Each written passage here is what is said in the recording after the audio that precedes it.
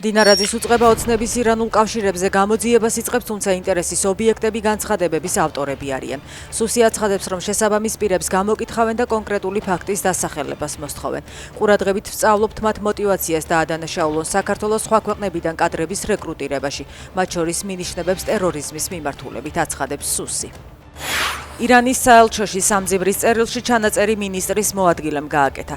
აცხადებენ საგარეო საქმეთა სამინისტროში, თუმცა რომელმა არ აკონკრეტებენ. ბოჭორიშვილს 4 მოადგილე ჰყავს. ოცნების მაღალჩინოსნის მხრიდან გამოთქმულ სამძიმარს დღეს ისრაელის საელჩო სპეციალური განცხადებით ქართველი და ებრაელი ხალხის 26 საუკუნოვანი მეგობრობის შეხსენებით გამოეხმაურა. გორში ძაღლი მოკლეს და მდინარეში ჩააგდეს. შემთხვევა სოფელ სვენეთში მოხდა. ცხოველცეცხლსა სროლი იარაღიდან ესროლეს. ინფორმაცია მეპატრონემ გაავრცელა, რომელმაც სროლის ხმა გაიგო. დუბაის საერთაშორისო აეროპორტის ტერიტორიაზე ირანული დრონი ჩამოვარდა, რასაც აფეთქება მოჰყვა. შედეგები ჯერ უცნობია, თუმცა აეროპორტმა მუშაობაში ეჩერა. თავდასხმა მას შემდეგ მოხდა, რაც ირანის პრეზიდენტმა სპარსეთის ყურის ქვეყნებს ბოდიში მოუხადა და პირობა მისცა, რომ ირანი მათ თავს აღარ დაესხმევა.